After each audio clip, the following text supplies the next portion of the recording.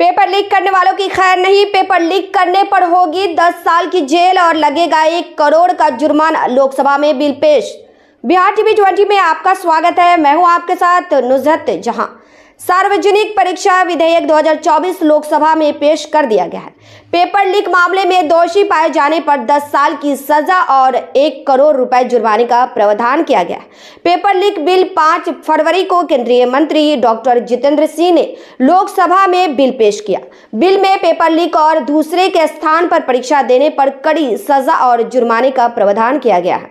वहीं दूसरे कैंडिडेट के स्थान पर परीक्षा देने पर भी कड़ी सजा मिलेगी।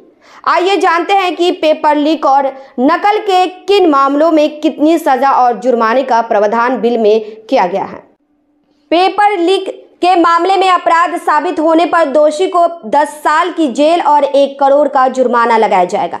वहीं दूसरे के स्थान पर परीक्षा देने के मामले में दोषी पाए जाने पर 3 से 5 साल की जेल होगी और 10 लाख का जुर्माना भी लगाया जाएगा। वहीं अगर पेपर लीक और नकल के मामले में कोई भी संस्थान शामिल होता पाया गया तो उससे परीक्षा का पूरा खर्च वसूला जाएगा और उसकी संपत्ति भी जब्त की जा सकती है।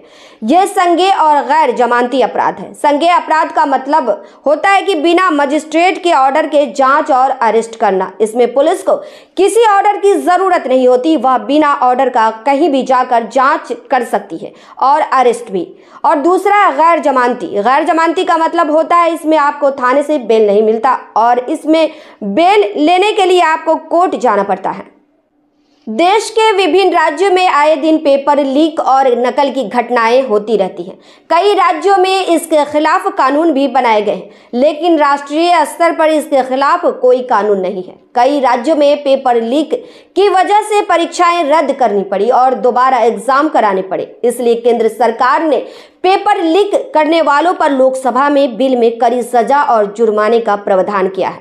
राजस्थान, तेलंगाना, एमपी, गुजरात, झारखंड में पेपर लीक होने के कारण परीक्षाएं रद्द करनी पड़ी थी और इन परीक्षाओं का आयोजन फिर से किया गया था। वहीं दोबारा से परीक्षा कराने पर राज्य सरकार का पैसा खर्च होता है और कई परेशानियों का भी सामना करना पड़ता है। साथ ही सरकार और स्थानीय प्रशासन को छात्र की नाराजगी का भी सामना करना पड़ता है। इसी तरह के अपडेट देखने के लिए हमारे बिहार टीवी 20 को देखते रहें।